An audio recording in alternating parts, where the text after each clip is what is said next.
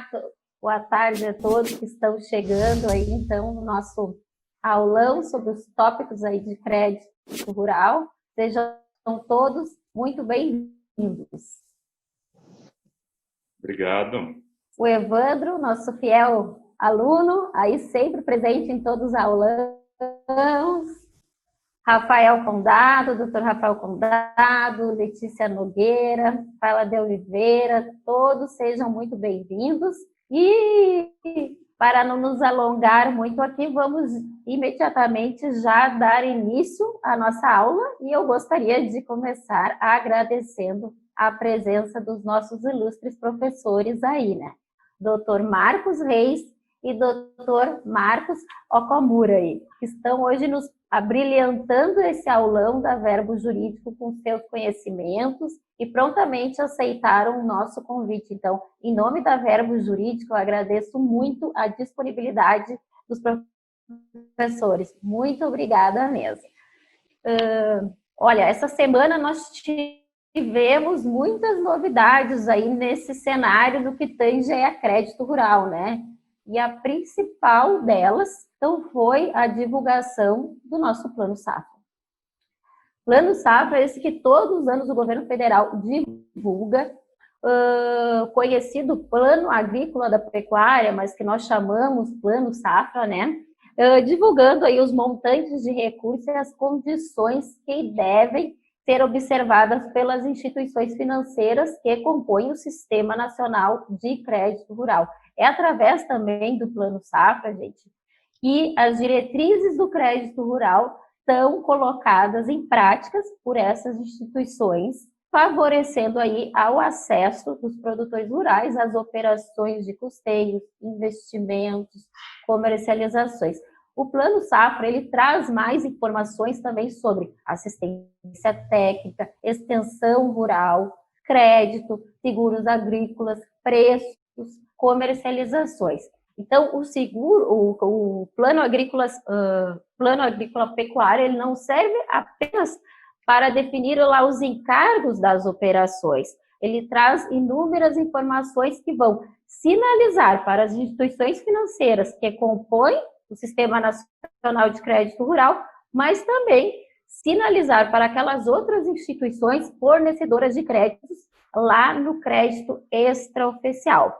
E nesse crédito extraoficial, nós também tivemos novidades aí com a publicação da Lei do Agro, né? A penidada Lei do Agro aí, e que trouxe inúmeros instrumentos aí que vão poder fomentar a divulgação e o incentivo aí do crédito para o produtor rural. Instrumentos esses que agradaram a uns e não agradaram a outros, né? O produtor rural não ficou muito satisfeito com alguns daqueles instrumentos, mas o financiador se sentiu mais seguro para investir no agronegócio brasileiro. E a gente sabe que crédito rural é uma das maiores dores aí que nós temos no nosso agronegócio. Tratando do assunto aí, doutor Marcos Reis, gostaria já de passar a bola imediatamente para o doutor, que é um conhecedor do tema aí, autor dos livros. Não, Marcos Reis vai ser o Marcos Reis do livro Crédito Rural, tá? Esse aqui, ó, gente, para vocês não ficarem mais com confusão, tá? E o doutor Marcos Okamura, não vou chamar Reis, Okamura, me corrige, Marcos. Okamura, né? Tá certo? É o autor desse livro aqui, Arbitragem no Agronegócio. Então, para não causar mais confusão entre os nossos alunos, aí estamos esclarecidos. Então, toda vez que eu falar Marcos Reis, é o Marcos Reis do Crédito Rural, ok? Então, passando a bola aí para o doutor Marcos Reis. Por favor, doutor Marcos Reis, nos atualiza aí um pouco sobre esse Plano Safra e sobre os principais títulos que nós temos hoje disponíveis aí para os tomadores de crédito e os nossos produtores rurais aí, e as seguranças que a gente pode buscar trazendo nessas operações de financiamento. Tá bom. Obrigado, Odara. Obrigado ao meu xará, Marcos Okamura Reis. Você sabe, Marcos, que teve um amigo que recebeu o post ontem, que nós fizemos a divulgação aqui pelo escritório, ele falou assim, ué, quem é esse outro? É teu filho? Eu falei, pô, filho não, né? Tem idade para ter seu filho, né, Marcos? Ele perguntou se você era meu filho, né? Eu falei, não. Esse é um amigo, tal. Vai amanhã que você vai conhecer. Pois bem, pessoal, muito obrigado à presença de todos. Nós estamos aqui em pleno sábado, apesar da pandemia, é um dia de descanso. E é uma honra estar com vocês para compartilharmos conhecimento com relação ao agronegócio e, mais especificamente, numa área que eu gosto e escrevo, que é o crédito rural. Tá? Eu preparei uns slides para conversar com vocês. Isso aqui são 2 dos meus livros, né? Um é o Crédito Rural, tem o Manual Jurídico da CPR, a turma procura muito o Manual Jurídico da CPR, e tem outros que eu fiz em coautoria também, mas a livraria atual, Odara, a GEM, ela não deixa mais publicar o Manual Jurídico, porque, mesmo sendo um pouco diferente, ela diz que um livro concorre com o outro. Então, eles são muito profissionais. Falei, tá bom, tira o que tem de melhor, coloca no crédito rural e vamos embora. Falei, tá ótimo, né? Pois bem, pessoal. Vamos lá. Vamos falar um pouquinho... Exato. Oi? Vamos falar um pouquinho, então, de crédito rural, né? O crédito rural brasileiro, ele nasceu, costumo dizer, na década de 30, tá? A primeira lei que tratou do crédito rural foi a Lei 492 de 1937, a famosa Lei do Penhor Rural. E aqueles que não sabem, foi através dessa lei que surgiu a primeira cédula de crédito brasileira, que é a famosa cédula pignoratícia, tá? Como é que funcionava essa cédula? Era feito um instrumento de penhor levado até o cartório de registro de imóveis, registrava-se e desse registro poderia, a pedido do credor, se extrair uma cédula. Então, quem emitia a cédula era o oficial do cartório de registro de imóveis. Então, e ainda é, porque a lei está em vigor, o primeiro tipo de cédula, mas que não está mais em uso, tá? Eu costumo dizer que, dos meus estudos, o crédito rural dessa época é conhecido como... o agronegócio dessa época é conhecido como agro 1.0. E o crédito que amparou este agronegócio é conhecido como crédito agro 1.0. Tá? Nosso tempo é curto, gente, tinha mais o que falar, mas eu vou dar só uma passada. Em um outro dia, nós podemos, uma outra oportunidade, mergulhar em cada um desses temas. Tá?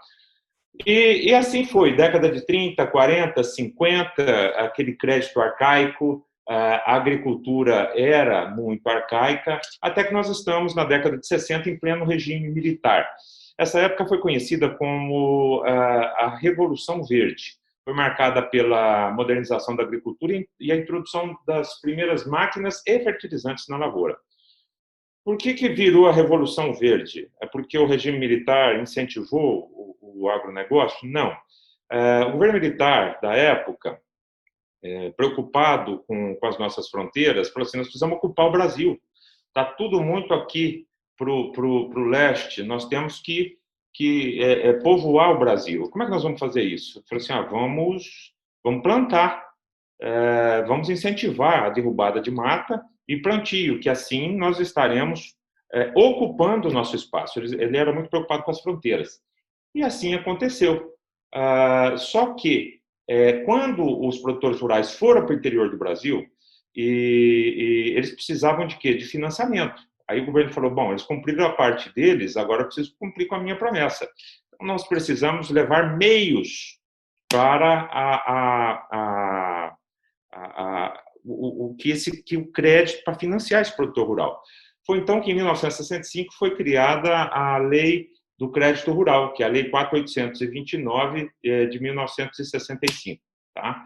Em 1960, então, estava ali institucionalizado o crédito rural.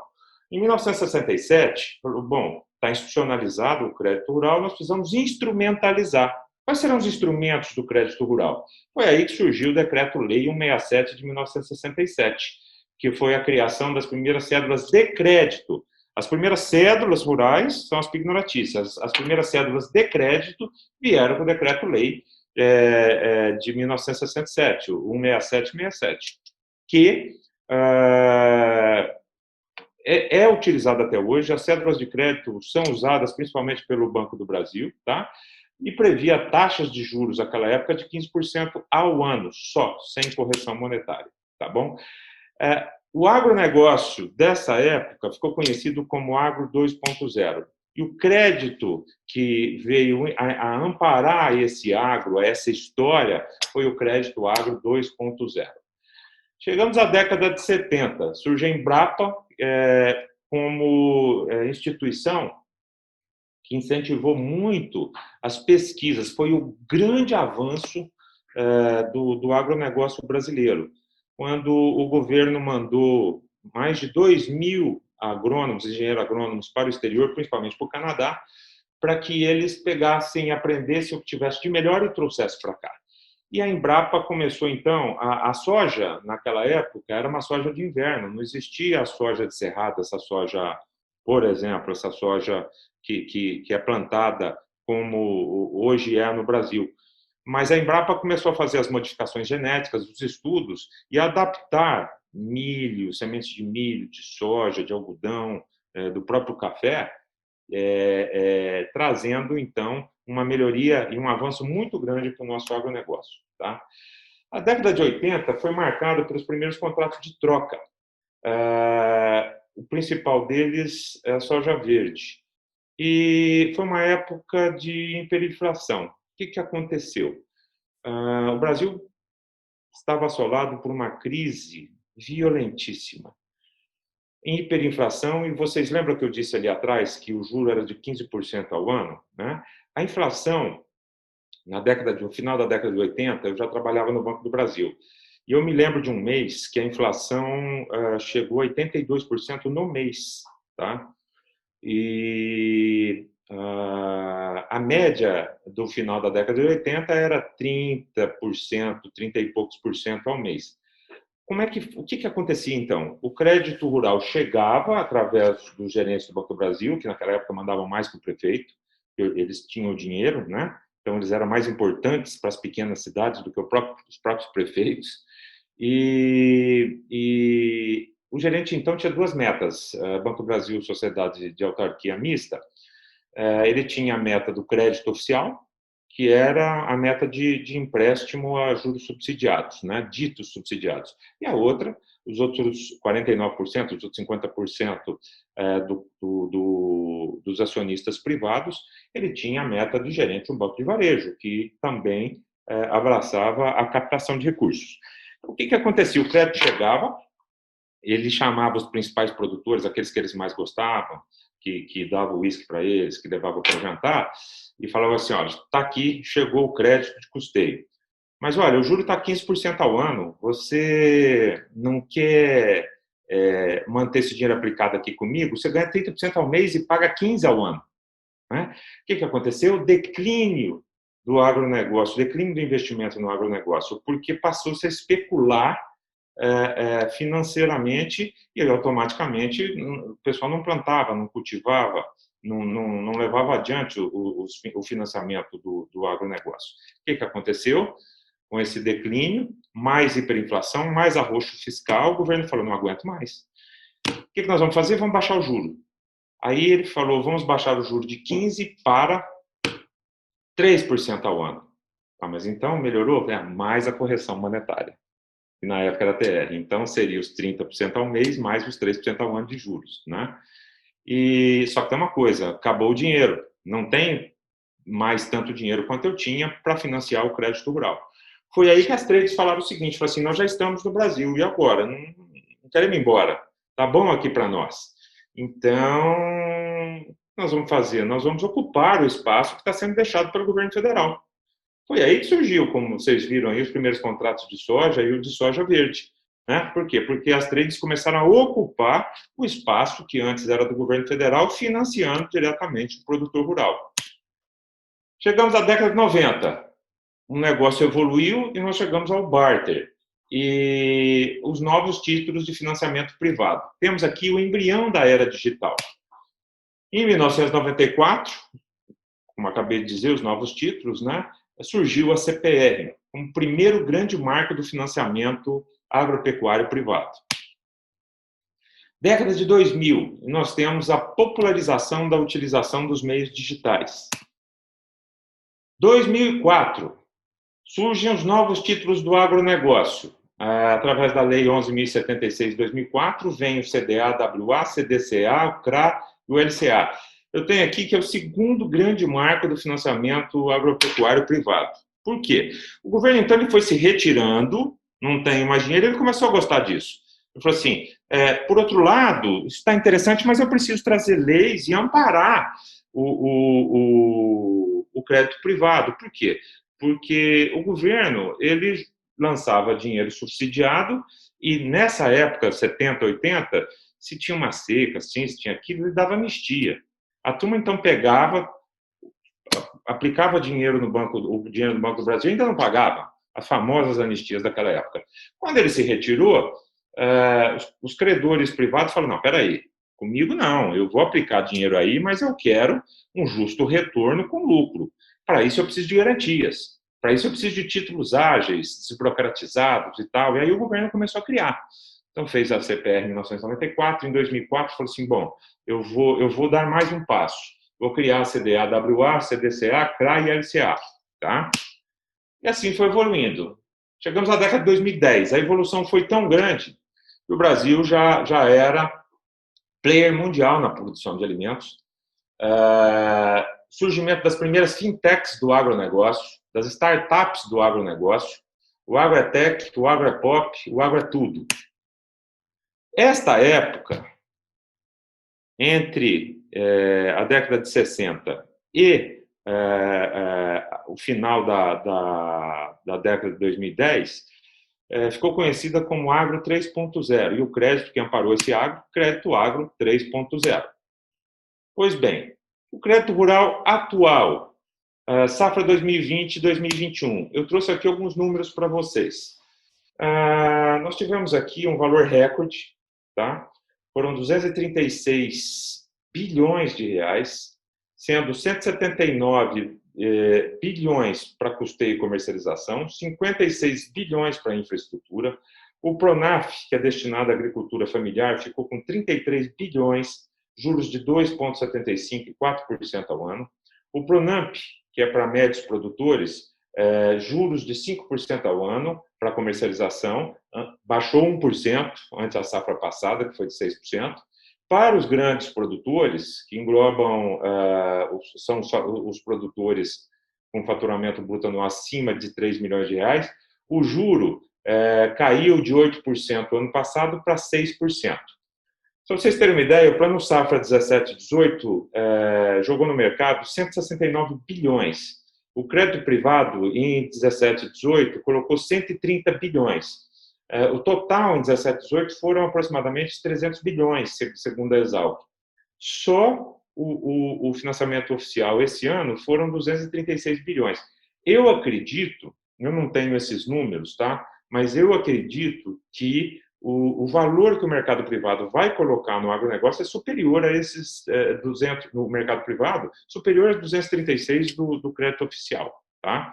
Eu posso depois voltar em mais detalhes, mas quer ver uma coisa? Eu deixei preparado aqui para vocês.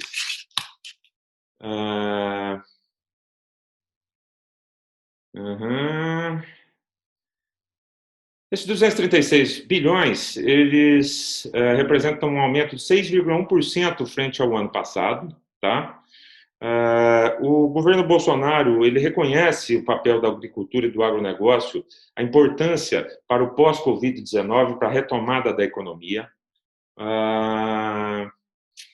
Esperava-se que menos 1% em tudo, tá? Só que o grande problema desse ano foi a briga do Ministério da Agricultura, briga, modo de dizer, aspas, mas a luta para tentar baixar o spread bancário geral, não se conseguiu para esse ano, vamos continuar tentando para safras passadas, e aquilo que o Dara começou a falar, ele puxa, o crédito oficial, então, ele está diretamente vinculado ao sistema privado. Então, não deu para ser mais baixo, porque tem que ter uma equalização para os bancos privados. Tá?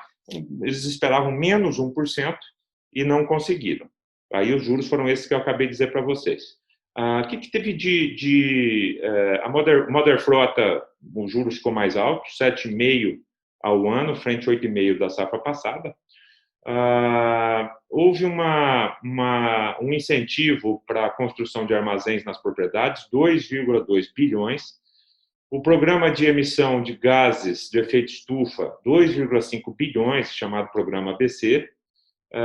E os principais diferenciais com relação à safra do ano passado foi que os produtores terão acesso ao ABC ambiental com recursos para restauração florestal, voltada aí para contribuir com a adequação das propriedades rurais ao novo Código Florestal. Taxa de juros para esse financiamento, 4,5%. E a inclusão do setor sucroenergético, que foram os dois setores que sentiram muito a pandemia.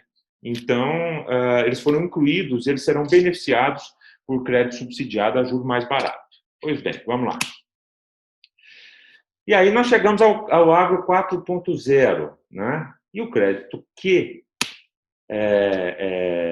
subsidia esse Agro 4.0, tecnificado, que usa tecnologia, é o crédito Agro 4.0. Por quê, gente? Porque o crédito está passando para o digital. Tudo está sendo digital. Eu faço parte de uma fintech de crédito rural chamada Nagro, N-A-G-R-O. E a Nagro fez a primeira CPR digital com o Banco do Brasil, 100% digital, com assinatura, com emissão digital, tudo digital, né? Não sei se a primeira nossa da Nagro, não sei se alguma outra fintech, startup, conseguiu fazer assim, mas eu não tive notícia. A Nagro foi uns 15 dias atrás, soltou a primeira CPR inteirinha digital, assinatura do produtor digital, do banco digital, tudo. Olha, foi num prazo muito recorde, foi coisa assim de 10 dias, tudo pronto, tá? Então, este é o crédito agro 4.0, não tem jeito. Ele vem com a internet das coisas, ele usa Big Data, ele usa inteligência artificial e usa blockchain, tá bom? Isso aqui é um exemplo de blockchain, que eu vou falar rapidamente, né? Então, cria-se um bloco, criado esse bloco, ele não se mexe mais. Aí, as transações do bloco seguinte, eles têm as novas transações e o que aconteceu no bloco 150, não tem como mexer mais. 152 tem as novas, mais 151, mais 150, e assim por diante, tá? A grande diferença do blockchain, ou seja, daqui para frente o crédito vai ser assim, utilizando o blockchain, é que tudo até hoje é centralizado. Então, nós precisamos de um banco que centraliza tudo, tá? Então, todas as informações, elas saem aqui de baixo, passam pelo banco, por exemplo, uma transferência bancária, sai vamos dizer, do sul, passa pelo banco e vai para o norte, sai de um lado e vai para o outro. O cartório centraliza tudo, é só ele que centraliza as informações. E no Big Data? No Big Data é tudo espalhado. Então, tem, por exemplo, 1.000 computadores. Se um computador cai, tem mais 999, todos eles multiplicando tudo que foi depositado nesses blocos, né? Por isso que chama cadeia de bloco, blockchain. O futuro é isso, gente, tá? Muito rapidamente, para não tomar mais tempo, trouxe aqui mais um exemplo de transação certificada em blockchain, tá? E as diferenças entre processo de crédito rural e analógico e o digital. O processo analógico, recebe pilha de documentos, o analista tem que ler, interpretar, validar cada detalhe, transferir para um software, emitir títulos e contratos, guardar registros e rezar para que tudo dê certo. Já o produtor rural, no analógico, tem que organizar papelada, enfrentar fila, conversar com o gerente, registrar tudo em cartório e não tem certeza se o crédito vai sair, tá? Então, ele é lento, burocrático, caro, incerto, intermediado, traz muita insegurança jurídica, pode levar entre 15 até 100 dias para a concretização e a natureza não espera esse processo. O agro 4.0 não suporta mais essa ineficiência, tá? Como eu disse para vocês, essa CPR, tudo isso aconteceu em 10 dias. E o digital? A documentação sempre vai estar atualizada, os números financeiros sempre consolidados, o maquinário conectado, registrando todos os parâmetros de performance e produtividade. A análise de crédito sempre estará um clique dos investidores no celular. A inteligência artificial utilizará todos os dados para um crédito na medida certa ao produtor, com risco adequado ao financiador. As assinaturas serão digitais, os registros serão em blockchain e a segurança e a velocidade serão imensas. Portanto, ele é rápido, eficiente, seguro e barato, tá? Eu trouxe aqui mais um modelo de visualização, né? Tá tudo ligado numa plataforma só. Então, todas as informações financeiras do produtor rural, o score e o rating dele é sempre atualizado, o nível tecnológico que ele utiliza, se ele é um produtor tecnificado, se ele produz bem, todas as informações cadastrais vão estar o tempo ao vivo, a um clique, a hora que ele precisar.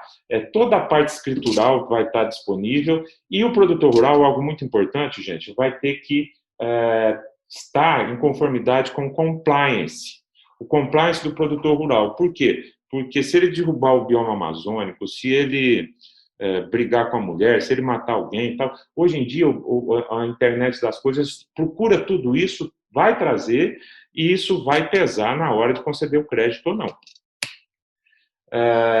Tudo vai estar ligado com uma colmeia, o produtor rural vai ser o ator central, onde fundos, bancos, indústria, revendas, cooperativas e trades estarão interligados entre si e diretamente com o produtor rural.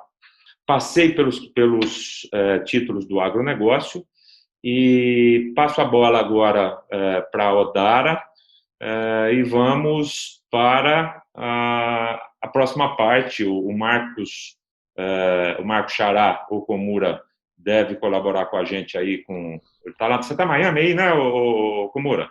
Estou em Miami. Está em Miami agora e pode ter informações aí do mercado americano para passar para a gente, das diferenças. Vamos lá, Odara, devolvo a bola para você. Vamos lá. Parabéns, professor Marcos, pela explicação aí, trazendo para nós todo esse histórico aí do crédito rural, né? Fenomenal mesmo. É importante a gente conhecer as nossas origens, conhecer a história para entender o que esse agro de hoje, por que ele é assim. E a gente consegue identificar aí como as coisas demoram para acontecer aqui no Brasil, né? Porque nós já falávamos em títulos de créditos lá em 1937, ele foi evoluindo gradativamente até nós chegarmos, então, nesse crédito rural 4.0. Nós vemos o Estado centralizador de todo esse crédito se retirando um pouco, estimulando, então, o crédito extraoficial, e daí acontece o quê? Vem uma pandemia dessa e obriga o governo novamente a retomar aquele protecionismo um pouco até para tentar regular essas relações aí, apesar de ser o agronegócio que tem salvado a economia brasileira. Outras coisas que eu anotei aqui, que eu acho que é importante nós mencionarmos, que um ponto positivo para o nosso plano safra, apesar de não ter satisfeito as demandas aí da maioria dos produtores rurais, haja vista que eles esperavam uma redução de juros maior, em razão da redução da Selic, aí se esperava-se juros de 2,5% a 3%, mas eu acho que o que aconteceria no momento de pandemia, onde o governo está fazendo um esforço fora do comum para conseguir reduzir juros e depois pagar essa conta do Covid lá no final, ele vai precisar arrecadar mais, mas nós vimos um esforço muito grande do nosso Ministério da Agricultura aí, principalmente do governo federal, em reduzir em percentuais de 2%, então, dependendo das categorias aí do aporte do produtor rural, saindo de 6, indo para 5, saindo de 8, indo para 6, então eu acho, assim, é um ponto muito positivo do crédito rural, e vai tentar, por óbvio, né, sinalizar para as outras instituições financeiras aí, para tentar moderar esse crédito a uns índices, a umas taxas menores. É o que se espera, buscando mais segurança através desses títulos de créditos hoje disponíveis no mercado e que ainda demandam alguma regulamentação. Então, o agronegócio está evoluindo e os títulos e a forma de financiamento precisa evoluir junto, gente. Quando a gente vê aquela estrutura de colmeia apresentada ali pelo Dr. Marcos, a gente consegue ver que cada vez mais a necessidade de princípios de governança corporativa e de compliance aplicado às questões financeiras que envolvem o agronegócio, elas são crescentes, até porque quem está lá no topo dessa cadeia, emitindo ordens, emitindo comportamentos que se espera para esse agronegócio é o consumidor. E esse consumidor está muito exigente. Esse consumidor quer segurança alimentar. Então, quando a gente tem tudo interligado e se busca essas informações com bases em produtor com certificações, com produtores com selos de origem, passando essa segurança aí no produto que produz lá no final e que vai chegar em todos, acho que é 80 países, né, que o agro brasileiro atinge hoje. Então, nós temos aí esse agro evoluindo e o sistema de financiamento junto com ele. Precisamos aprender a lidar com isso. Saber já que a gente está falando lá no 4.0, as estruturas de operações, e nós vamos passar a lidar daqui para frente, eu convido, então, o Dr. Marcos Okamura a nos trazer um pouco desse cenário aí do agronegócio, o nosso principal concorrente e também quem nos ensina muito, que a gente tem que aprender com quem está mais evoluído. E os Estados Unidos, nesse ponto, ele evolui muito porque investe em seguro, investe em um crédito mais, com os índices, com taxas mais reduzidas aí, e ele realmente dá uma segurança maior para o produtor lá. Marcos, conta para nós como está, como foi visto, então, esse plano safra brasileiro aí pelos Estados Unidos, que eu sei que eles estão sempre preocupados com o nosso agronegócio, né?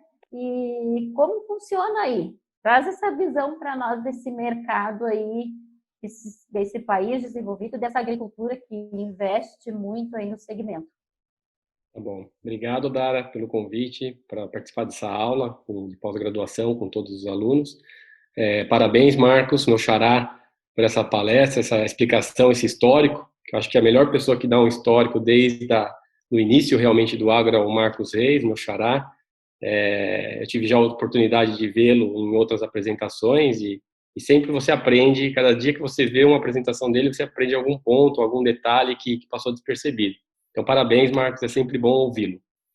Entrando na questão, um pouco já comparando o Brasil e Estados Unidos e Brasil-mundo, né, na questão do agronegócio, porque o Brasil representa muito para o mundo do agronegócio, não só para Brasil e Estados Unidos. E o primeiro ponto que eu queria comentar é com relação a essa questão de compliance e governança corporativa que você comentou, Dara. Isso é muito importante, porque os Estados Unidos e o mundo têm hoje uma política de investir em países que adotam regras de governança e compliance e proteção ambiental. Então, hoje, vou falar que eu acho que a bola da vez aqui nos Estados Unidos e para os investidores é o chamado Green Bond. Então, muito se fala aqui de querer investir no país, no Brasil, em produtores e quem consiga emitir o Green Bond. E o Green Bond vai passar por uma série de regras de compliance, uma série de regras ambientais, uma série de regras de governança corporativa. Então, tudo isso que vocês falaram é importante, porque, sem dúvida, o mercado de crédito ele evolui e as empresas que vão financiar vão se preocupar com as questões econômicas, ambientais, as questões de compliance, as questões de anticorrupção. Então, isso é uma tendência mundial e o Brasil está bem, eu acredito que o Brasil seguiu bem e fez a lição de casa bem com relação na parte do agronegócio. Então, acho que esse é o primeiro ponto. Eu vou contar um pouco também de um caso interessante, que na MP do Agro, quando eu estava ainda em MP do Agro, não tinha sido convertido em lei, muitos investidores já queriam fazer operações e financiamentos e títulos com variação cambial, porque isso era um problema, era um entrave com relação a alguns investidores que não poderiam ou tomaram o risco de crédito, ou achavam muito caro, risco de, desculpa, cambial, ou achavam muito caro você usar operações de hedge para mitigar essa questão do risco cambial. Então, muitos investidores ficavam fora desse mercado, queriam entrar, mas não tinham esse apetite. Então, com a nova lei do agro, que possibilitou essa questão da variação cambial, acho que o mercado se abriu mais ainda, né? Já tem um volume muito grande, mas acho que vai aumentar. E na época da MP do Agro ainda, antes de ser convertido em lei, um cliente meu estava numa reunião em Nova York, uma empresa brasileira, na verdade um fundo brasileiro, e os investidores em Nova York já queriam fazer uma CPR com variação cambial. E aí ele me ligou da reunião, que estava lá com a presença de várias pessoas, inclusive estava o pessoal do Ministério, né, do Brasil, do Ministério da Agricultura, e ele disse: Marcos, vamos emitir uma CPR já com a variação cambial? E, o pessoal está pedindo. Eu falei: não vamos emitir. Espera converter em lei, não vamos fazer essa loucura de emitir agora, antes de converter em lei, porque a gente sabe como funcionam as coisas no Brasil. Então, o risco de aí não converter em lei e essa discussão jurídica que aconteceria, mas eu tive que segurá-lo. Eu falei: não, segura, vamos esperar, vai ser convertido em lei, nós sabemos que o trabalho estava sendo intenso, então, a hora de converter em lei, faz a emissão do primeiro título aí com a variação cambial. Então, isso demonstra claramente a importância dessa nova lei. A importância dessa nova lei, que dessa MP do agro, que foi convertida, agora a gente fala lei do agro, né? Que, sem dúvida alguma, vai aumentar o volume de financiamento do exterior no Brasil. Tá? Eu acho que isso é claro, eu acho que o Marcos, meu xará, também concorda com isso, e isso é bom para o país, é bom para o Brasil, sem dúvida alguma. Fazendo um link com a questão do crédito oficial, que vocês comentaram também, eu faço uma separação. Eu acho que o agronegócio brasileiro é muito grande. E o agronegócio brasileiro, apenas o crédito oficial é muito insuficiente. Então, se você olhar, por exemplo, o número do crédito oficial, que parece ser um número alto, então nós estamos falando dessa safra, se não me engano, 236 bilhões, né, de reais para o plano oficial desse safra 2020-2021, a pauta de exportação, o que foi exportado do Brasil em 2019, se não me engano, foi 100 bilhões de dólares. Então, olha só a pauta de exportação brasileira foi 100 bilhões de dólares. O crédito oficial, nós temos 236 de reais. Então, eu não tenho dúvida que, até aí, falando também dos números que o Marcos trouxe, que esse ano, a meu ver, o crédito particular, o crédito privado vai superar o crédito oficial, tá? E eu acho que muito ainda vai superar essa questão. E é importante. Então, nós temos que unir o crédito oficial e o crédito não oficial, o crédito privado, que a gente comenta, a gente diz no jargão, que é o crédito privado dos fundos, dos bancos, enfim. E unindo esses dois, você vai conseguir atingir todo o agronegócio. Então, o pequeno produtor, no crédito oficial, o médio produtor, no crédito oficial, o médio para o grande produtor, vamos para os títulos, vamos para os créditos privados. Então, acho que isso é importante. E aí, como o Marcos também disse, a evolução e a necessidade de títulos ágeis e títulos seguros é muito importante. Então, a base dos títulos ágeis e a mãe dessa segurança veio com a CPR em 94, tá? Que a CPR veio primeiro em 94, eu acho que muitas pessoas também não recordam disso, mas de 94 a 2001 era a CPR só de entrega de produto. Não havia a CPR financeira, que é o título financeiro de pagamento em dinheiro, era a CPR em produto. Então, olha o tempo que nós ficamos de 94 para 2001 com só um título, e só um título que significava a promessa de entrega de produto. Tá? E aí, em 2001, veio a questão da CPR financeira, que falou: a CPR funciona tão bem, o histórico e a jurisprudência deu muito certo, a circulação da riqueza se deu muito bem, vamos criar a possibilidade de liquidação financeira dessa cédula de produto rural. E foi feita a lei e foi um sucesso novamente. Aí, de novo, 94, 2001, esperamos até 2004 para criar os novos títulos. Então, nós ficamos muito tempo com um título que é o mais ágil, porque existiam os outros títulos, como o Marcos disse, a cédula pignoratícia, enfim, mas com a CPR nós ficamos de 2004 a 2014, 94 a 2004 ou 14, 2004 foi, né, Marcos? A 11.076, acho que foi 2004, se não me engano. Então, nós ficamos muito 2004. tempo Então de 94 a 2004, só com a CPR. Em 2004, quando veio os novos títulos com a Lei 11.076, olha só, essa lei criou o CDA e o WA. Já existia o CD e o WA, que é o Certificado de Depósito e o Warrant. Isso é uma lei de 1900. Então, o que ele fez? Essa lei falou, vamos utilizar uma lei antiga e vamos modernizar, vamos criar um CDA, então, o Certificado de Depósito Agropecuário. Vamos criar um WA, o Warrant Agropecuário. Então, vamos modernizar, vamos traduzir essas operações para o agronegócio. Então, foi criado esses dois títulos. Outro título que foi criado em 2004, o CRA, o CRA, Certificado de Recebíveis do Agronegócio. O que é o CRA? É o CRI, que é imobiliário, porque nós já tínhamos o CRI funcionando muito bem, usava CRI para captar, usa CRI para captar hoje muito dinheiro no mercado imobiliário. Então, o que o agro fez? Vamos traduzir, vamos criar esse CRA, sendo que o CRI todo mundo utiliza, faz a securitização, vamos securitizar via CRA. Então, veio o CRA e também muito bem. Eu acho que no ano passado, se eu não me engano, foram 20 bilhões, alguma coisa assim, mas de bilhões nós estamos falando, só de securitização de emissão de CRA. Então, já tem um estoque aí de, acho que uns 50 bilhões de CRA no mercado brasileiro nos últimos anos. Então, você vê que esse aperfeiçoamento da legislação e dos títulos, sem dúvida alguma, traz mais investimentos, então aumenta a circulação, aumenta a competição, eu acho que isso é fundamental, você ter a competição tem o crédito oficial, mas você tem o crédito privado, você tem os fundos, você tem os bancos locais, tem os bancos internacionais. Então, eu acho que quando você tem um ambiente de competição, de abundância de players para tentar fazer o financiamento, isso é bom para todo mundo, porque você diminui a taxa de juros e você cria aí uma forma de não ficar dependente ou na mão de uma única pessoa, de um único banco ou de um único país, vamos dizer assim. E aí, chegando um pouco mais nos dias atuais, essa nova lei, tem muitas pessoas, e acho que assim, muitos colegas criticam a lei, falam que, na verdade, essa lei do agro é uma lei de financiamento para os bancos privados e que isso só favoreceu a parte que vai conceder o crédito, o dinheiro, e não favoreceu o produtor rural. Eu não tenho essa opinião, eu divirjo dessa opinião. Eu acho que essa nova lei, a lei do agro, ela favorece os dois lados. E nós não podemos ver o credor inimigo do devedor. Tem que acabar com essa questão de um é inimigo do outro. Nós temos que ver como uma única equipe, com um time único do agro brasileiro para desenvolver o agro brasileiro.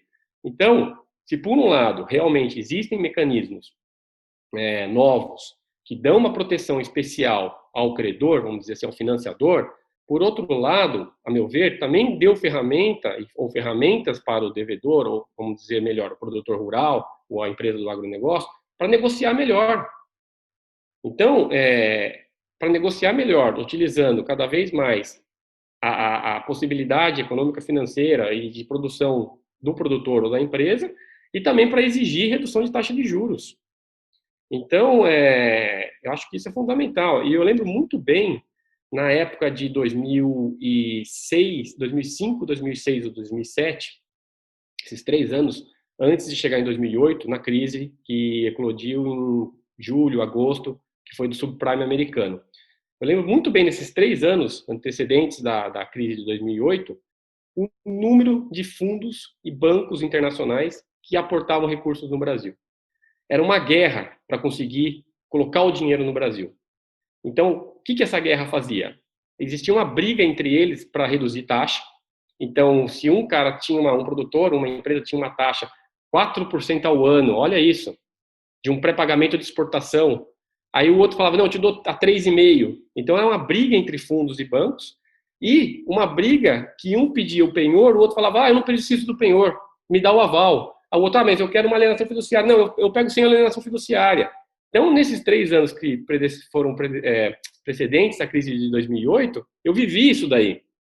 Então, eram 20, 30 operações financeiras por mês, e um brigando com o outro. Então, isso, trazendo aos dias atuais, com uma lei que possibilita investimento estrangeiro, a emissão de títulos com variação cambial, que possibilita aumento de competição, aumento do número de players internacionais que vêm para o Brasil, e te dá instrumento jurídico que pode gerar uma maior segurança jurídica, eu acho que isso é bom para todos. Então, é bom para o financiador e é bom para o produtor.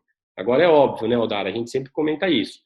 O produtor rural e a empresa do agronegócio, ou a empresa agrícola, precisa de um bom advogado, um bom assessor financeiro para negociar e para chegar num bom termo junto com o financiador.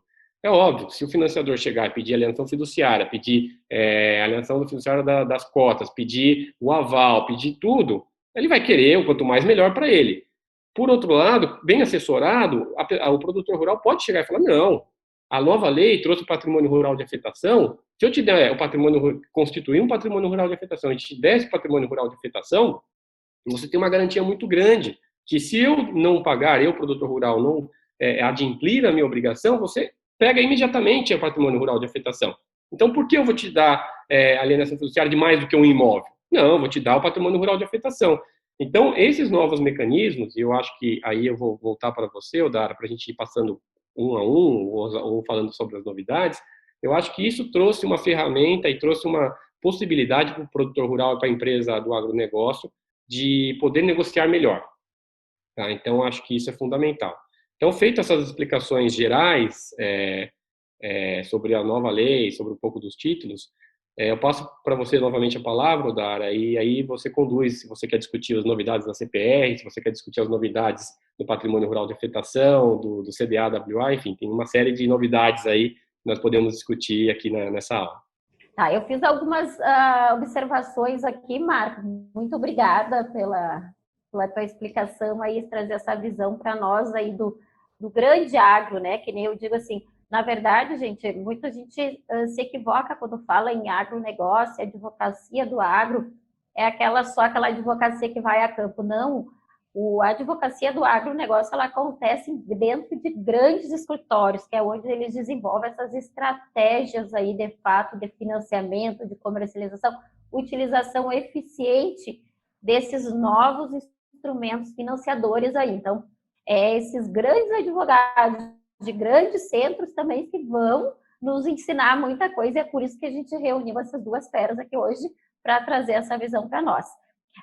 Considerando aqui os apontamentos que eu fiz sobre o crédito rural, gente, o oficial, a importância, então, de nós termos outros fornecedores de crédito, outros players trabalhando aí nesse mercado do agronegócio. O crédito oficial, ele não chega a atingir nem 1/3 dos produtores rurais, ele é insuficiente para atender a demanda do produtor rural.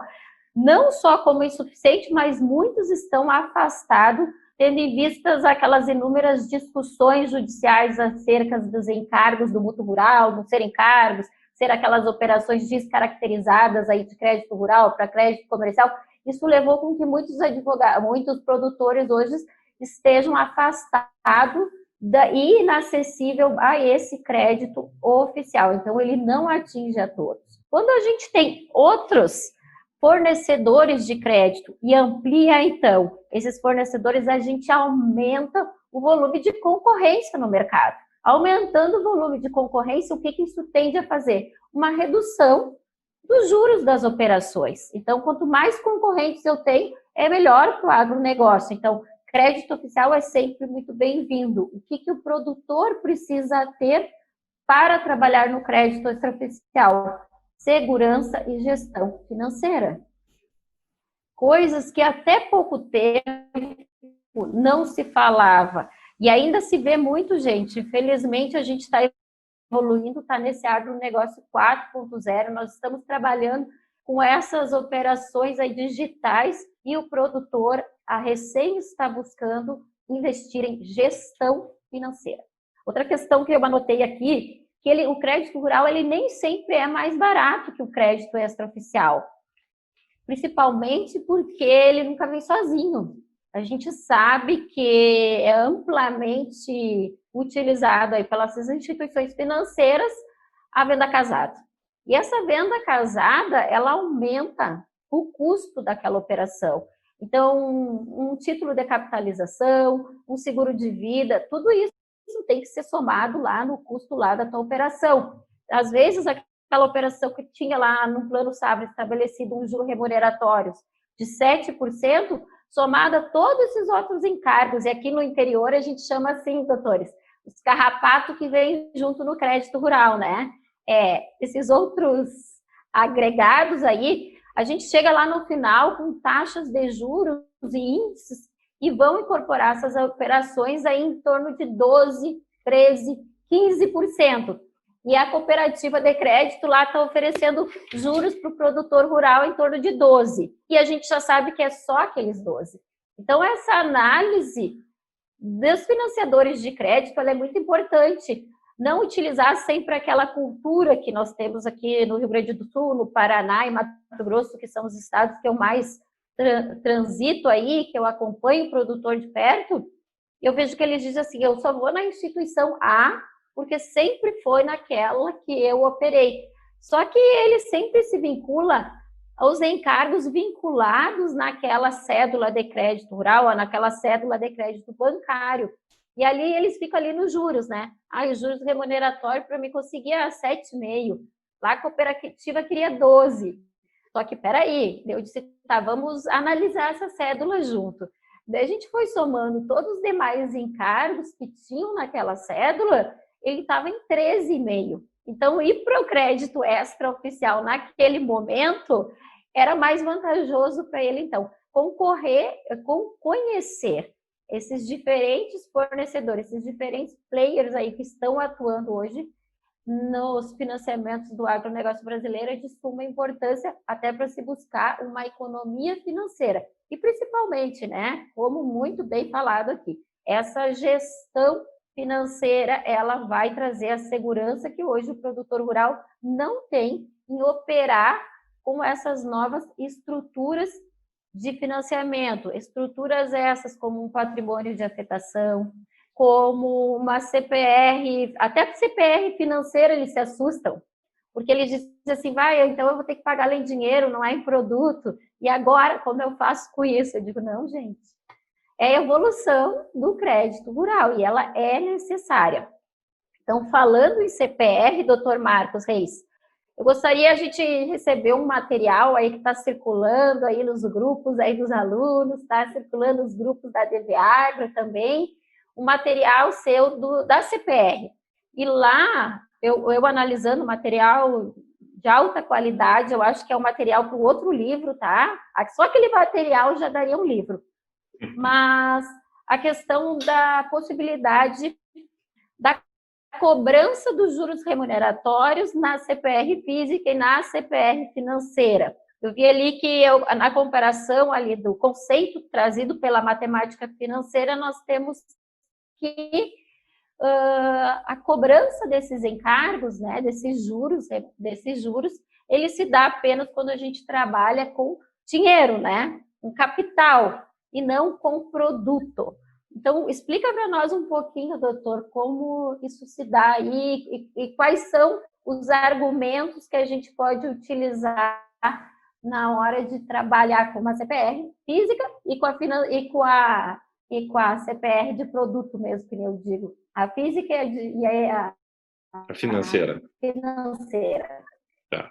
Bom, eu a vida toda trabalhei com crédito agro e ministrando cursos, você vai aprendendo, vai até que tinha tanta coisa que eu fui incentivado a escrever o meu primeiro livro. E as teorias, então, elas vinham, eu ficava pensando, sempre fui de buscar a raiz do conhecimento, né? A origem. Eu fui da geração que fez a transição da máquina de escrever para o computador. Então, eu peguei os dois. Era bastante jovem, mas eu peguei os dois. Então, os primeiros computadores, eu já trabalhava no Banco do Brasil, tive que aprender e tal. Então, eu sou da escola, posso me considerar das duas escolas, da antiga e da nova. Eu sou da escola de passagem. Mas eu não perdi isso que eu aprendi com meu pai, de buscar na origem, né? Então, quando eu estava pesquisando, eu falei assim, juro. Mas o que é juro? Né? A pessoa de juro, eu falei, deixa eu buscar o que significa juro. Quem são os papas dos juros? Eu falei assim, os economistas. Então, juro é coisa de matemática financeira. Então, eu preciso buscar os professores de matemática financeira para entender o que é juro. Qual não foi a minha surpresa quando eu vi lá, juro é remuneração. Eu já tinha uma noção disso, que eu trabalhei no Banco do Brasil, né? Juro significa remuneração sobre o capital emprestado por um determinado tempo, né? Assim, quer dizer que então o juro serve para remunerar o capital. Bom, eu vou fazer o resumo, né? Porque o nosso tempo é curto. Aí eu falei assim, mas pera um pouco, isso é coisa da cédula de crédito, isso é coisa de mútuo. Isso é, fazendo uma analogia, a gente chega no mútuo, vai dinheiro e volta dinheiro. E a cédula de produto? Né? Qual o objeto da CPR? É produto. Uma é de crédito, o mútuo financeiro é o crédito, é o contrato que concede crédito, e a CPR? A CPR é produto. Então, ela não se assemelha ao mútuo, ela se assemelha mais ao contrato de compra e venda de produto. Né? Então, seria, buscando analogicamente, para mim, então não tem como aplicar juros sobre produto. A minha experiência me levou à conclusão de que o tempo passa e o produto ele segue a oscilação da lei da oferta e da procura, e as commodities todas são cotadas em moedas internacionais, normalmente dólar. O algodão é a Bolsa de Londres, o café é Nova York, a soja é Chicago, então ela já sofre oscilação da moeda. Você ainda colocar juros, eu falei, bom, o conceito de juro é diferente, é para outro tipo de operação.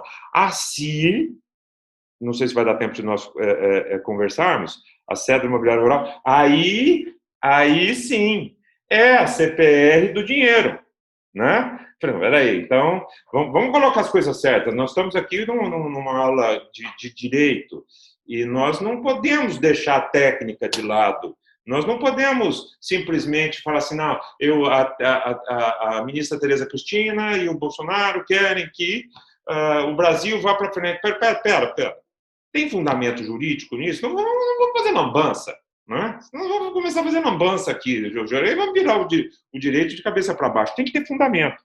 E foi então que eu concluí que juro é remuneração sobre capital. E produto não é capital.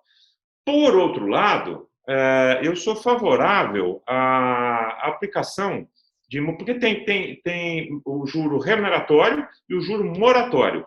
Eu conheço cédula de produto rural financeira com juro remuneratório. Tá? Os bancos usam. E eu acho que está errado.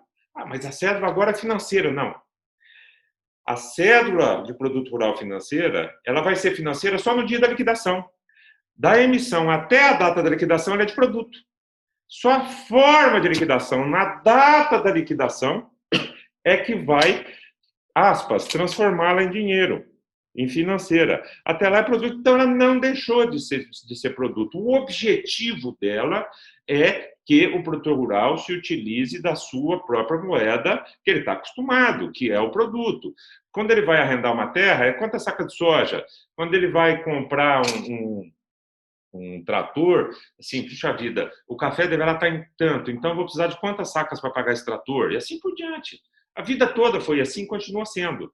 O produtor rural brasileiro está altamente tecnificado, está produzindo muito bem, só que ele ainda falha no financeiro, está começando a entender que o financeiro mal cuidado tira todos aqueles percentuais mínimos que ele foi juntando na produção. Para ter um ganho superior, ele derruba em dias, até horas, com desajustes financeiros, como disse o Okumura, um desarranjo em razão de compliance e assim por diante. Pois bem, já os juros moratórios, estes eu entendo cabíveis na CPR, tanto física quanto financeira. Se for na física, não encontrou o produto, ponto final, acabou, eu estou entrando para buscar 1.000 sacas desse produto, achei as 1.000 sacas, pronto, está satisfeita a obrigação, né? Não encontrado o produto, converte-se, Código de Processo Civil, converte-se a execução para entrega de coisa em execução por quantia, mais eventuais perdas e danos, e a partir do trânsito em julgado da decisão que homologou essa transição, nós temos um valor irrefutável em dinheiro. A partir daí, juro de mora e correção monetária. Mas, para isso, eu não preciso da lei para falar que pode. Porque os tribunais já imprimem correção monetária e juros de 1% ao mês. É a mesma coisa. Então, são juros de 1% ao mês, juros moratórios. Então, existe a diferença do conceito de juro moratório. Gente, eu estou falando meio rápido, por causa do tempo, tá? Porque é muito longo. E do remuneratório. E a multa? A multa também, eu escrevi nesse artigo, tá? Isso aí realmente é para o livro novo. Não é que dá um livro novo, já vai sair tudo na próxima edição, viu, Dara? Eu já estou trabalhando nela. Mas aí, a multa também, ela pode ser compensatória ou moratória. Cláusula penal compensatória ou moratória. A turma coloca assim, vai incidir cláusula penal não compensatória de... Peraí. Se é cláusula penal, ela já é compensatória. Caso contrário, é multa pela mora, é multa moratória. Enfim, vocês pegam o artigo, quem não tiver, pega a Codara, ou entra em contato comigo, passa, tá? Mas eu sou favorável a uma compensação em razão justamente das oscilações, porque a trade, o exportador, o comprador desse produto, vamos assim dizer, ele fechou para exportar, então ele vai arcar com esse prejuízo, também não está certo, tá? Aí eu sou favorável a uma multa em patamares superiores aos 2%, aos 10%. A multa de 25%, multa de 30%, que não é moratória. Sou favorável, inclusive, à acumulação das duas multas. Uma é do Código Civil, para compensar, ela substitui as perdas e danos. Substitui as perdas e danos. Não se discute qual o valor das perdas e danos. Ela já vem previamente estipulada, 25%. Se for menos, é 25%. Se for mais e não houver cláusula, porque tem um artigo do Código que diz o seguinte, se as partes combinarem, pode ser os 25, 20, enfim, estou dando um exemplo de 25.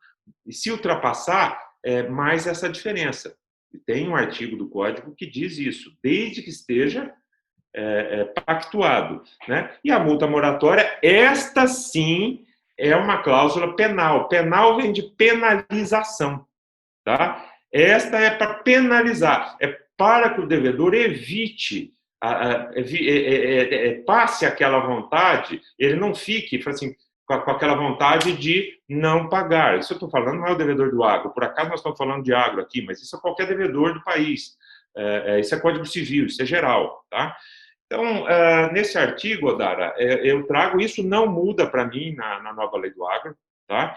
Eu acho que o legislador não andou bem na lei do agro, porque eu já tinha escrito sobre isso, tá? Já tinha, inclusive, publicado sobre isso num outro livro, de coautoria, que é o Direito do Agronegócio. Aqui, ó. Direito do Agronegócio. Nesse aqui, ó, eu já havia publicado essa tese, essa teoria, tá? Só para abrir um parênteses aqui, aproveitando que eu estou estudando, eu estou em casa, né?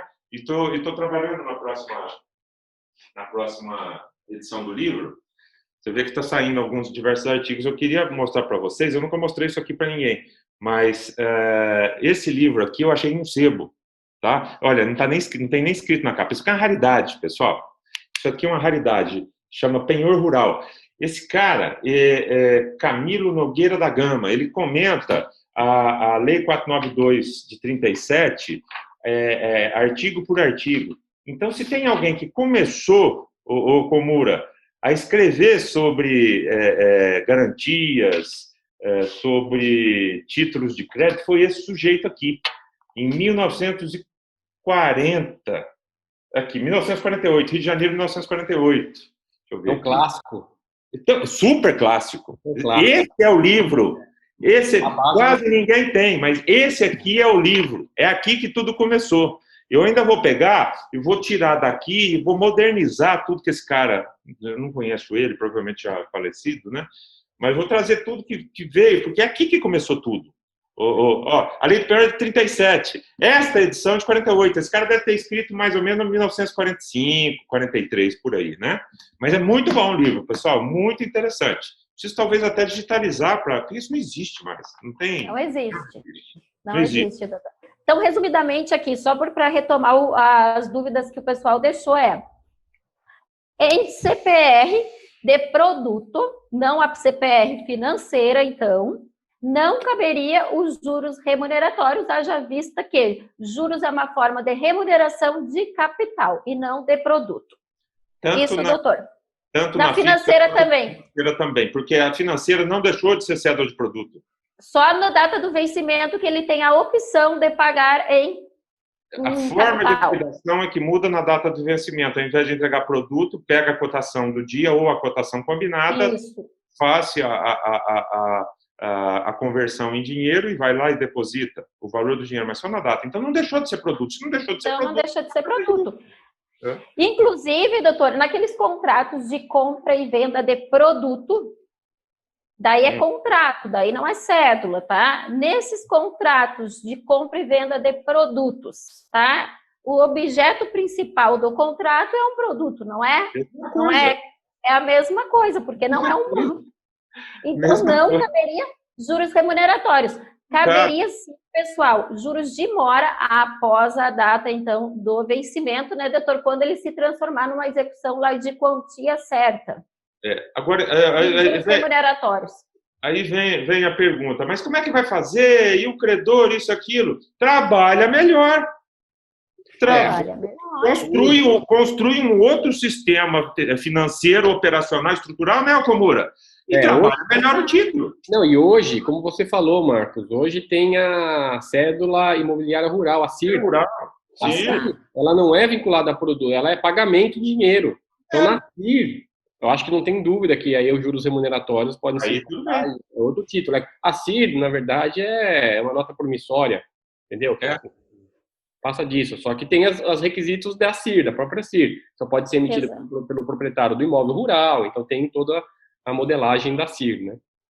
E lastreada aí com uma garantia do imóvel, né? Então, ela vem com a garantia lá do imóvel e vem com a possibilidade, então, de cobrança dos encargos remuneratórios aí durante. Então, essa vai trazer mais segurança e também a gente já consegue ter ideia daquilo que eu estou emprestando, porque de fato é dinheiro, e o quanto eu pretendo receber no final. Mas quando a gente fala em CPR, eu não estou emprestando dinheiro, né? Eu estou, o objeto da ação lá, o objeto da CPR é um produto.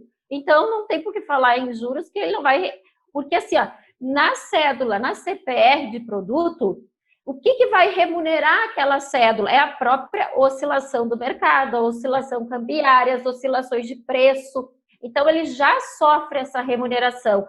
Exigir que fosse uma remuneração, que tivesse juros remuneratórios, seria exigir duas formas de remuneração no mesmo título. Então, seria incabível. Daí, nesse caso, seria um enriquecimento, né, sem causa aí por parte do credor. Eu acho que a gente tem muito assunto, foi muito rico. Essa é novinha, viu?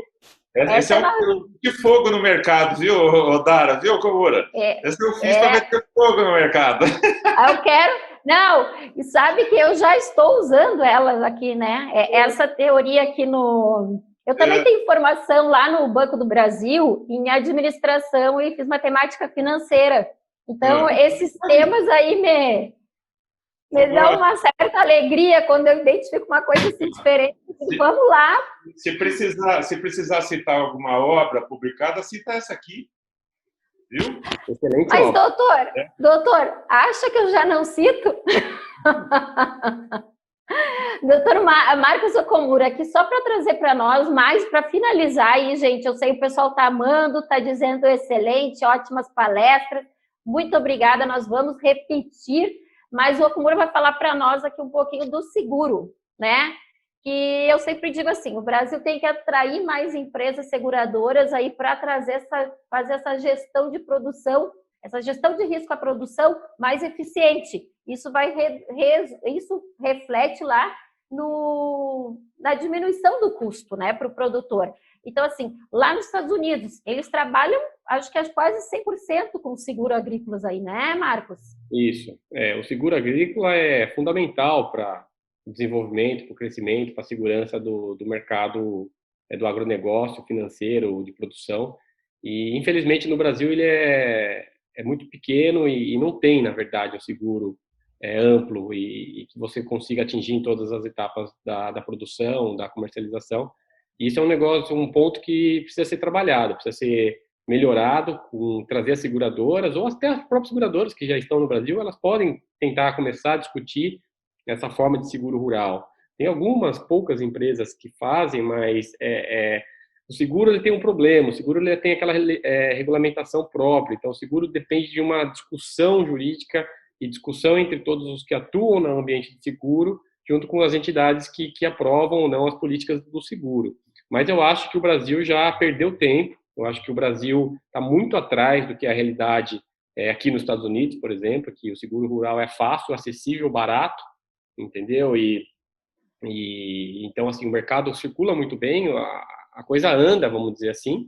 Agora, no Brasil, nós temos ainda tem uma questão muito importante relacionada ao seguro, que já entrando num tema interessante também, que pode ser uma outra oportunidade, muitas pessoas se esquecem que a CPR tem um artigo específico, que se eu não me engano é o artigo 16, que diz que o produtor, o emitente, não pode alegar caso fortuito força maior, para não cumprir sua obrigação. Então, isso é uma disposição muito forte da lei que tem que tomar cuidado, porque se acontece algum problema de caso fortuito ou força maior, ele não vai poder falar, aconteceu esse problema aqui, eu não vou entregar, aconteceu a Covid, eu não vou entregar, você entendeu? Então, entra numa problemática muito grande. E onde que poderia ser suprida essa problemática? Através do seguro. Então, feito um seguro que tivesse valor acessível, que tivesse como cobrir realmente o que o produtor precisa, porque existem alguns seguros que você olha, não cobre nada, não tem problemas e quando você acha que está cobrindo algum problema que você possa ter, na hora do sinistro, a seguradora nega o sinistro. E aí você vai entrar na justiça para brigar. Então, assim, é uma questão, a meu ver, é um dos pontos principais de que precisa ser trabalhado e modificado para a melhoria do agronegócio, do sistema do agronegócio como um todo. O seguro brasileiro, o seguro rural brasileiro, a meu ver, é inexistente, é muito ruim, é muito fora da realidade, e isso, com certeza, precisa ser melhorado, precisa ser trabalhado. Eu não sei se já existem frentes nas seguradoras, ou enfim, eu sei que existem vários colegas, né? Um colega nosso, um amigo meu, que é o Rafael Molinari. Rafael Molinari trabalhou comigo, hoje ele está como gerente jurídico da COFCO, daquela maior empresa de alimentos da China, né? E ele defende muito, ele tem batido muito nessa tecla de que o seguro rural é fundamental. Então, nós temos aí os atuantes que no agro, né, Odara, você também fala muito da questão do seguro rural. Eu acho que esse ponto precisa ser melhor conversado, precisa ser melhor estudado e precisa ter mudança imediata no Brasil. Eu acho que uma mudança de patamar o dia que nós conseguirmos implantar um seguro rural correto e eficiente para o agronegócio brasileiro. Exatamente, doutor. Na verdade, é o nosso principal mitigador de risco de produção, né? Que nós temos hoje disponível aí. Infelizmente, as seguradoras, elas estão vindo para o Brasil, essas outras empresas, e eu acredito que quando a gente atrair mais empresas aqui, fornecedoras de seguros agrícolas, também tende a reduzir o preço desse produto aí. E principalmente agora com essa subvenção que praticamente dobrou nesse plano safra aí, relacionado já buscando a mitigar riscos para o agronegócio brasileiro e tornar ele mais atrativo, nós também tivemos somado a isso a recente informação de que o risco Brasil, né, diminuiu. Não sei se vocês acompanharam isso hoje, né, essa informação de que a nota do Brasil relacionada ao risco de operar com o Brasil, ela diminuiu e graças a Deus nós estamos retomando mais esse avanço para o nosso agronegócio. Então, gente, agradecendo mais uma vez, sem palavras para estar com vocês nessa tarde aí, Com certeza que os alunos amaram, já estão pedindo a segunda edição, falam nos livros, os livros nós vamos aí garantir esse sorteio para vocês, fiquem todos que estão participando aqui nesse Superaulão vão estar concorrendo aí, e já fica aqui um convite, né, para os professores para uma segunda edição, e principalmente de um evento que nós queremos fazer mais para o final do ano aí, aqui em Gramado, no Rio Grande do Sul, um super evento relacionado a crédito rural. Já fica o convite para esses estimados mestres aí, professores e amigos. Venham para o Rio Grande do Sul, vamos lá comer um fundi, tomar um vinho gostoso e falar sobre crédito rural aí. Com um prazer, viu, Dara? Vamos trazer o Okumura. Mas como é que você está fazendo com essa pandemia aí, Okumura? Você está ficando aí, né? Mais quieto? Eu estou aqui e tinha 2 idas ao Brasil que cancelaram os voos e eu não consegui, mas também cancelaram as audiências. Tinha 2 audiências de arbitragem no Brasil, 2 questões relacionadas ao agronegócio, e aí cancelaram, eu não fui. Mas agora consegui um voo, na verdade eu estou indo para o Brasil no dia segunda-feira agora. Consegui um voo da Latam, eu vou ao Brasil e vou ficar um tempo no Brasil, em São Paulo principalmente. Não sei se eu vou conseguir ir para Uberlândia ou ir para o Sul, enfim. Eu acho que vai ser um pouco mais difícil nessa época agora, mas assim que melhorar, nós vamos sim. Vamos, Dara. Gramado, imagina. Estou dentro, não sei nem que dia não, eu estou dentro. Não, mas isso tudo vai ser formalizado para vocês, deixa acalmar aí, eu já vou final de semana lá para dar uma olhada, ver se está tudo certo, para poder então estender as datas para vocês aí, assim que liberados os eventos abertos ao público. Mas final de semana agora eu vou lá para ver se os vinhos continuam bons, para ver se o atendimento está bom, para garantir, quando vocês chegarem aqui no Rio Grande do Sul, serem muito bem recepcionados. Então, muito obrigada, professores. Mais uma vez, obrigada a presença de todos os alunos aí, e com certeza, já respondendo aqui as dúvidas de vocês, nós vamos promover uma segunda edição, aí tem muito assunto, muito tema. Aguardamos aí, ansiosos, as segundas edições aí dos livros, as atualizações de ambos. E, gente, só mais uma vez, para fazer um merchan a favor aí dos meus mestres, né? Se me permitam, eu tenho que mostrar, porque eu estudo com eles e vocês vivem me perguntando que livros eu uso.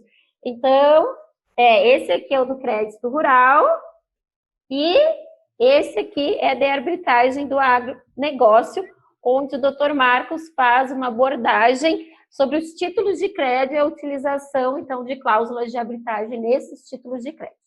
Recomendo e, mais uma vez, muito obrigado. Um bom descanso para todos vocês nesse restinho de sábado. Obrigado, Dara. Obrigado, Xará. Um abraço. Obrigado a todos os alunos e a todos que prestigiaram, que nos ouviram aí nesse debate, onde a gente sempre aprende. É um prazer, eu adoro. Estou sempre à disposição de vocês, viu? Um abração, Marcos, abração, Dara, abração a todos e até a próxima. Até a próxima, gente. Obrigada.